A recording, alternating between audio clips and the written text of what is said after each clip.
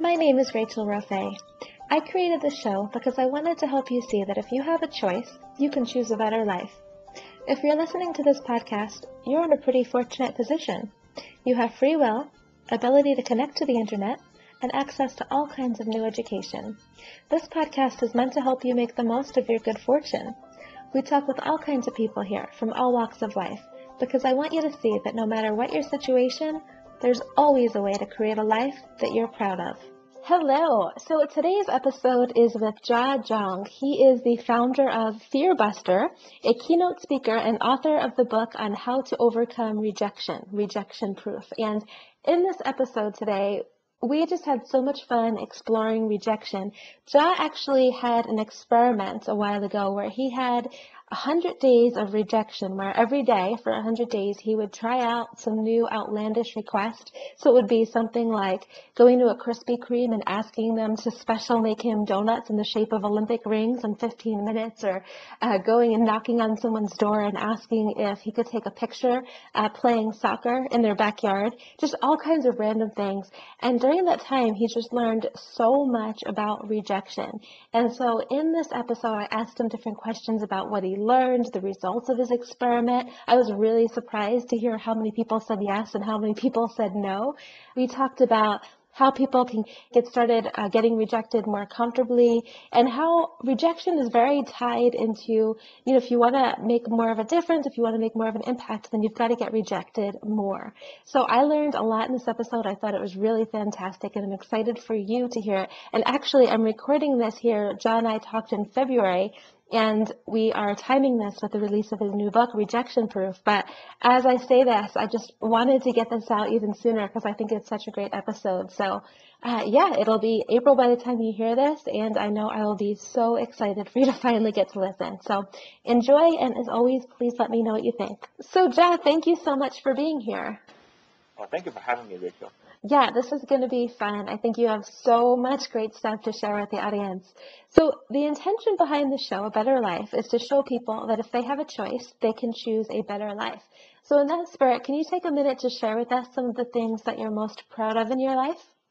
Sure. I think they all come in different periods. In my teenage years, I grew up in China, and in my teenage years, I met Bill Gates when he visited China, and he inspired me so much about being an entrepreneur. So I migrated to the United States when I was 16 by myself with that dream of becoming an entrepreneur someday. So that's one thing I'm pretty proud of. And in my 20s, I married my wife. So I'm pretty proud of that. She's awesome. She's a life partner and also a team member. She supported me throughout my journey. And then in my 30s, that's when I made a hard choice of quitting my job and really pursuing my childhood dream that inspired by Bill Gates, wanting to be an entrepreneur. So I quit my six-figure income from a Fortune 500 company and started on my own. And pretty proud of that. And I had an investment opportunity, and I was rejected. I didn't quit after that. I wanted to quit, but I didn't quit, and I turned that into a blog. And that blog is where this thing called 100 Days of Rejection, and that turned into a book, and that turned into really me speaking everywhere. And we're also looking into developing a lot of stuff based on that concept. And in the meantime, I've inspired and not me, but this whole concept has inspired a lot of people. So I'm pretty proud of that as well. So that's a really long answer to your question. No, I think that's great. You have a lot to be proud about.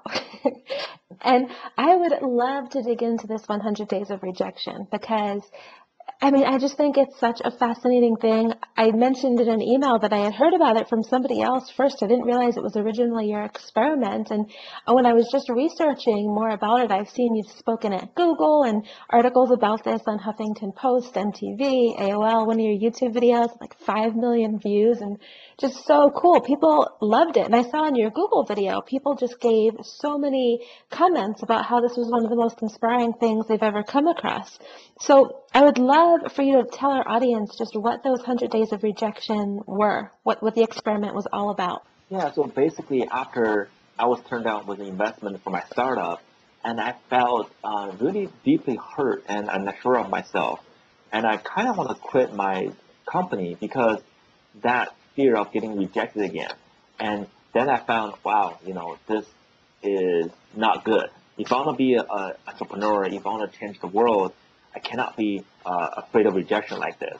So I searched online and to see how I can overcome rejection, and then I found this thing called rejection therapy. It's a card game, basically asks you to go out and look for rejection. So in the meantime, you get desensitized yourself from the pain. So I said, okay, sounds really fun. I want to do this. So I made a blog about it, and it was a video blog. I basically wore my iPhone on my neck, and I went out and just looking for rejection. I made up all these rejection. I call them rejection attempts. Basically, outrageous questions I asked people. For sure they will reject me. So that's what I did. That's what I did for 100 days, and it actually caught fire. I can go a little bit deeper into that if you want. Yeah, I would love if you could give some examples of the things that you tried to get people to do. Yeah, so I'll give a few days. The first day, I went to a stranger and I tried to borrow $100 from that person, and I was just scared. I was sweating, I was shaking, and the guy said no. I just ran away because that felt so humiliating, and rejection is very painful, right? So, but then that night, I looked at myself. I had that all on video, and I started analyzing analyzing myself on the video, and I found, you know what? That's not a life or death experience. I shouldn't be this scared. The guy was even asking me why. He said no, then he asked me why, and then I just ran away. And I'm like, wow, the guy's interested. Maybe I should just engage with him and answer his question and see what happens. Then I just ran away. But in my life, I'm just pretty much like that. When I was getting rejected by someone, I just want to run away as fast as I could to minimize the pain. I never thought I should engage and I should talk. So the next day, I went to a burger joint. After my meal, instead of asking for drink refill, I asked for a burger refill. And the person said no. Then this time I asked why, and we started having a conversation. Just by staying there after a rejection and not running away, I felt so much better. I felt more confident, and I was joking. I was having fun. So the third day, I went to Krispy Kreme, and where I asked them to give me donuts that look like Olympic symbols. So basically, you interlink those donuts together. No way they would say yes, right? and this is where all the magic happened. The person actually took my orders very seriously. And in 15 minutes, she made donuts that looked like Olympic symbols, and she gave them to me for free. And I was just dumbfounded because I was going there expecting to get a no just to toughen myself up. But instead, I got a yes. So my rejection attempt was rejected. And that just changed my perspective of life. I never thought people could be this nice. And I used to think, I just fighting over rejection is the way to go. But actually, now I felt maybe just putting myself out there and asking these questions, making these requests and see what happens. Maybe that's the key to this whole thing. So that's the spirit I took for the rest 100 days. And I asked a lot of crazy stuff over the 100 days, but I learned so much as well. Yeah, I noticed in your video with asking somebody if you could play soccer in their backyard, you said that one of your lessons was just asking, when you were asking with confidence, it was completely different. You got a different response, right? Absolutely. But the person let me, in that episode, the person let me into his backyard and play soccer. And when I left, I don't know if he was more confused or I was more confused because how can you let me do this, right? So I said, why did you let me do this? And he said, it's so off the wall. How can I say no? That's another light bulb that kind of went off in my head because, maybe there's more than just asking, right? The other person has incentives and curiosities and emotions might say yes to me no matter how ridiculous, it is. Maybe it's not in spite of this thing being ridiculous, but it's because of this question being ridiculous. Yeah, it was a fun request. How many people get their doors knocked on and ask if someone can go and play soccer in their backyard? Yeah, absolutely. So how did you come up with these ideas of things to ask people? Was it from the rejection therapy game, or did you just come up with them all yourself? No, I just came up with them on my own. The rejection therapy game was good, but the thing is, I wanted to have my own spin on it. I want to put my own. I want to have fun, right? I want to put my own imagination and creativity into these 100 days. when I was driving, and I constantly think about ways I would get rejected at. That's so cool. So out of the 100 rejections, how many yeses and nos did you end up getting? Yeah, so I tabulated the whole thing. In the end, I got 51 yeses and 49 nos. Whoa, Yeah.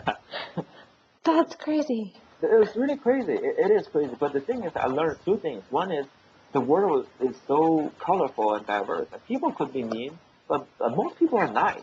When you're just going out there and be confident and ask for a question, some people want to help you. Some people just want to say, sometimes it's harder for people to say no than say yes. And secondly, like I turned this thing into almost like, they call this a lean startup, right? The product development, where you develop something and you get constant feedback and you improve and then you get better. So I treat myself as an experiment and then as a product. Every time I get rejected or get accepted, I would use things I learned to improve myself. And in the end, I got so good at getting yeses, and I just felt like a different person. Wow, I love that you ended up getting 51 yeses. I feel like that's so symbolic that it was just over half, like to make it the majority yes. Yeah, I couldn't believe that either. I started counting, and I'm like, wow, I can't believe this. I got more yeses than nos, and this is called rejection therapy. There was a woman that I came across, her name's Tiffany Han, and she was doing this 100 days of rejection that she must have learned from you, but she was saying that for her too, it was really surprising. She would go and try getting rejected for these different things, and often than not, she would get these yeses, just mind-blowing to her. It's really symbolic in life. Most of the time, we're the biggest rejecter of ourselves instead of other people. We're the biggest critic of ourselves.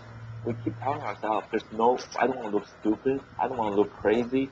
I don't want other people to laugh at me. Hearing a no is so painful. We see rejection as something really painful and negative thing, so we try to avoid the negativity. But in the meantime, we lose out on a lot of opportunities, a lot of learning opportunities, a lot of yeses that we could get just by simply putting yourself out there and making this request. Yeah, you've mentioned in a video that I was watching that often when you ask for something and you get rejected, it's often even more about the other person than it is about you. Can you say more about that? Yes, absolutely. So say you talk to a stranger, you want to make a request, even someone that you know, you want to ask for something, and the person says no, and usually a lot of people would think, wow, that must mean that person doesn't like me, she hates me. Maybe I didn't dress up well. Maybe I'm not smart enough. I'm not good looking enough, and blah blah blah. All these this kind of a dialogue. We started having in our own mind that we're not good enough, or maybe we get angry. How can this person say no to us, right? But actually, it's really less about us, because if you ask the same request to 100 different people, you're gonna get maybe 30 no's and 30 yeses and maybe 50 maybes. I don't know, I'm just putting all the numbers out there. But, you have this diverse answers from these people. It was because they have different backgrounds. It's because they have different mood at that moment. And it's because what they experienced that morning, or maybe it's a lifelong of, maybe culture, upbringing, and maybe experience and, prejudice. Those things are out of your control. When you are out there, all you do is to ask that question. You have no control over what made that rejection or acceptance. So it really says most about the other person, and you don't have any control over that. Yeah, I think that's a really good point.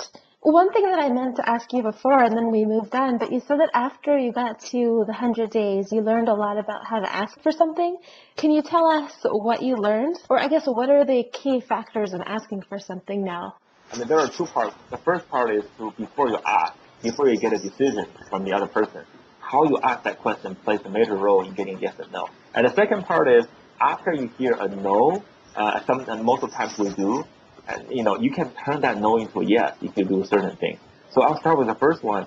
For example, if you give the reason for your request, that actually helps a lot. That will increase your chance of getting a yes by a lot. I've experienced this myself. When I go out there and ask people for something, right away I add a word because, because I want to do this, because for this reason, and that did make a huge difference. People are more likely to say yes to that. So another tip is after you hear a no, don't just run away. Most people would just run, right? But don't run away, and you can ask why. You may know why that you would say no to that, or may know why you couldn't do it. Some people would just make up a reason and get you off their porch, right? But a lot of people will give you an honest reason, and it's because of this reason, because of, I'll give you a story, in one rejection attempt, I knocked on a door, and I wanted to plant a flower in his yard. I feel people's backyard is like a playground. And the person said no, and then he was about to turn away, and I asked him, may I know why? And he said, well, because I have a dog. Everything I plant in my backyard, my dog would dig it up or destroy it. And actually, if you go across the street to go to my neighbor, and she loves flowers, and maybe she will say yes to that. So I did. I went across the street, and lo and behold, I was planting a flower in her backyard. So just because I didn't let that guy leave and ask why, I got a reason that says it's not because I'm ugly, it's not because I'm not trustworthy, or this request is outrageous. It was because what I offered did not fit his needs. And in fact, he kind of trusted me because he gave me a lead in sales terms that I converted. Absolutely. What a great story. That's awesome. And the first part of what you mentioned, using the word because, I'm sure you've heard of that XEROX example. Yes, absolutely. Yeah. I actually quoted that example in my book. Yeah. So for those of you listening, if you haven't heard the XEROX example, there was a study done. Do you remember when it was? It was back in the 70s, I remember. Okay, yeah, and so basically someone was doing a test to see, I don't even actually know exactly what the point of the test was, but the findings were that people would go in this line, a line full of people wanting to use a copy machine, and if they would go and just say, can I cut in line because I need to make a copy, then tons of people would let them cut. Do you remember the exact statistics? I wish I had this on hand. Yes, if you just tell people, can I cut in front of you, there's like 50 to 60% people will say yes to that actually. It actually shows that people want to say yes in a lot of cases. But if you use the word because, can I cut in front of you, because I'm in a hurry. So that's a legit reason, right? And that chance of people saying yes to you goes up to like 92% or 93%. Even if you give a bogus reason, meaning not untruthful, but not a good reason. Say, for example, you say, can I cut in line because I need to make coffee? Well, everyone is there to make coffee, right? So that's not a really great reason. But even in that case, because you use the word because and give a reason, the chance of you getting a yes actually stayed about the same. It's over 90%. That's crazy. I'm so glad you remember those details because it's just crazy. That's amazing. Yeah, it is. But you can, again, it all comes back to this point. All these things you can only learn if you actually put yourself out there. I mean, that XEROX study was in a test environment, right? In real world, you have to put yourself out there and treat yourself as almost like a guinea pig. You have to be brave to just go ask for things, and then you can learn these things on your own. Yeah, I remember you were saying in one of your videos that if you're not getting rejected on a daily basis, then you're basically rejecting yourself. Absolutely. We think rejection is the worst thing. It's actually some sort of biological response in us. There were studies that have done this, that are saying, we're actually feeling pain, real pain, like a physical pain. We're getting rejected. So that's why people don't like rejection, and they just want to stay in the shell. They want to stay in the comfort zone. But the thing is, nothing amazing happens in the comfort zone. If you're not going out there getting rejected, that really means you're not trying hard enough. That means you're getting ignored by the world. You're rejecting yourself. So a lot of people ask me, what's the worst thing that can happen? Is rejection. I mean, that's like almost a truism, right? The worst thing that can happen is people saying no to you. And I tell them, no, the worst thing that can happen is not people say no to you. The worst thing that can happen is you say no to yourself. And we do that every day. That's such a great point. Is there any time that you've ever regretted asking for anything? No. Actually, no. So I make a guideline for myself. One is, it has to be something that's kind of cool and something I want to do. And two, is something that has to be legal and ethical. A lot of people ask me, ask a cute girl out. And I said, I can't because I'm married. I'm not going to ask anything to undermine my marriage. And three, it has to be something that doesn't defy the law of physics. I can't ask people, hey, let's fly out the window with me together. And that doesn't make any sense. So if I put myself in these guidelines, I usually don't regret what the things I ask. Yeah, those are great points. And one of the things that I really liked that you said in your Google Talk video was you said that President Obama gets rejected more than almost anybody else. And I'm curious, so do you feel like people who play a bigger game, people who want to make more of a difference in the world, are going to get rejected more? Absolutely, absolutely. The more you stay in your comfort zone, the more you don't grow and stay where you are, the less you will get rejected. Because you become insignificant to other people. And really people just don't care, and people feel you're just who you are. That's okay. They all accept that. But if you really want to grow and learn, you have to get out of your comfort zone into what I call the possibility zone. That's where you elevate yourself. That's where you take on more responsibilities. That's where maybe you start your own company. That's why maybe you get into politics and pursue your lifelong dreams. So the more responsibilities, the more impact you have, the more people will hate you. Not just reject you, more people will hate you. Because what you do is actually not only impacting them, but also disrupting what they think the world should be.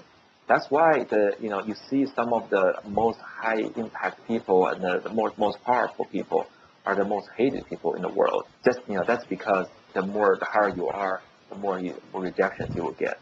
So it's almost like a progressive, we have this progressive tax, right? The more money you make, kind of the higher percentage of tax you would pay of that income you would pay in tax. Same thing with rejection. The more impact you make in the world, the more rejections you will get.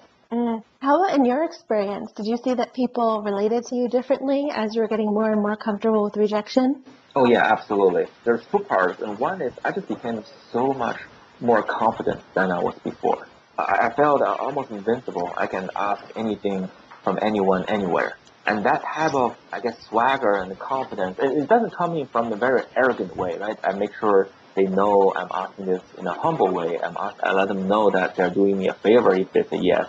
But I also make sure they know it's okay if they say no. With that mentality, I have all the confidence in the world. And people respond to that in my personal life, in my professional life. But also because what I'm doing right now is I actually interact with a lot of people every day who are strangers, and they tell me, hey, I love what you're doing, it inspired me, so I'm doing this. I'm starting a new business. I'm getting my dream job. I'm starting a ministry. That type of impact, it was only happening because I found something that people need, and I'm trying to help them. That type of impact also inspired a lot of my friends as well. So it's really a huge net positive in my life, but also in other people's lives as well. Wow. Have you heard of, I know that there's these retreats, or I don't know if they're called retreats, but I guess experiences is a better word, where people will pay to do all these crazy things. And one of the exercises I've heard, I don't remember who does it, but they'll basically drop you off at a country where you don't know the language and have you get from wherever they drop you off to somewhere else across the country. You have no money, and you have to learn how to just ask for what you need, even if you can't even speak the language. Have you heard about this? I haven't heard about that, but that sounds so fun. Yeah, you'd be great. You'd be awesome at it. And people say that just the lessons that they learn from it just keeps them forever changed. Yeah, it's actually, you don't have to go to a foreign country to have that experience. You can stay in North America and speak perfect English and have that experience. Just you have to get out of your comfort zone and do the things that you wouldn't normally do and ask for things you wouldn't normally ask. You would get the same experience. That's a great point. So now, knowing what you know now and where you are, do you ever feel worried that you're about to get rejected when you're asking for something? Yeah, so I call this the courage muscle, right? So do I worry? Most of the times, no. But you can't completely eradicate fear from you can conquer fear, you can overcome fear, but you cannot eradicate it because it's a biological response system that's in our DNA. It was actually keeping us alive for these thousands of years that we evolved to become who we are right now. So that fear will always be there. But the thing is, it's like if you keep getting out of your comfort zone, if you keep asking for things that you might get rejected at, you're actually exercising your muscle of asking for things, of that courage. Some people mistake it to be that you're either born with that or you don't have it, right? Some people have it, some people don't. But it's actually something we develop as we grow up and as we gain experience in the world. You can actually gain that muscle by exercising. You gain that muscle by getting out of your comfort zone. That's why one of my products I built online, the online course where I take people through this process, 100 Days of Rejection process. I call this rejection gym, because the world is your gym and you're using rejection as a dumbbell and, to strengthen your courage muscle. So in real life situation, you're going to be, have more courage to ask for things and to do things. Awesome. Do you say anything to yourself, or do you teach people to say anything to themselves as they're working up this courage, or is it just a matter of just take those 5 seconds of courage and do it? Yeah, there are a couple things. One is I try to use curiosity more than anything else. I ask myself, what can I learn in this interaction? And so no matter what that person says, the yes or no, I really don't care. I want to get the learning from this. And I'm also curious, to find out maybe what I can do to perfect this request. I don't have control of the other person saying yes or no to me. Again, it's just more about this other person than me, right? But I do have control of how I compose myself. So I tell myself, hey, just go out there and make the best request you can. Make sure you stand up straight. Make sure you make eye contact. Make sure you speak up. Make sure you're humble. Make sure you're respectful. So when I do those things, and they can be all controlled by me, if I can do all those things, I'm curious to find out will that be a yes or no. So when I have those self-preparation and have that self-focus, but also curiosity for the response, the fear is not that bad anymore. I can see that. You're putting yourself in a childlike state of mind where it's just about exploring. Yeah, absolutely. And my son is 2.5 right now, and he is fearless. He's asking for things, and he just wants it. And usually I oblige, but sometimes I don't if he's asking for something that's not good. But the thing is, we lose so much of that edge, so much of that fearlessness as we grow up. Absolutely. Yeah, we really do. And so I think it's really fun to go back and put yourself in that curiosity point. Yeah, absolutely.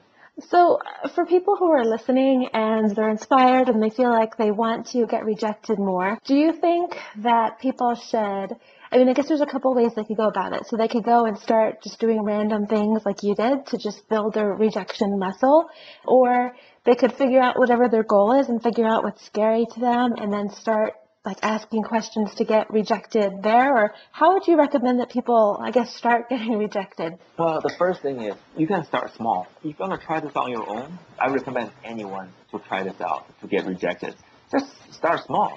Go to a burger joint and ask for a burger refill and see what happens. Ask for these small stuff. When you go to a store, say, hey, can I speak over your store's intercom? These are the small things that gradually is outside of your comfort zone, but once you do them, you're going to expand the comfort zone. You're going to make what used to be uncomfortable part of your comfort zone. So then soon, eventually, you almost feel like invincible. So that's what I recommend people to do. If you feel like you need some guidance, feel free to reach out to me, and I'm the trainer. I can take you through the rejection gym. That's my online course that will take you through 100 days of rejection. And when you come out of that, you're going to be pretty buff mentally. That's awesome. Now, I was just thinking, as I was imagining people listening and thinking, imagining themselves going through and asking for a burger refill or something, just panic. So I'm curious, for you, what was the worst thing that happened throughout this process?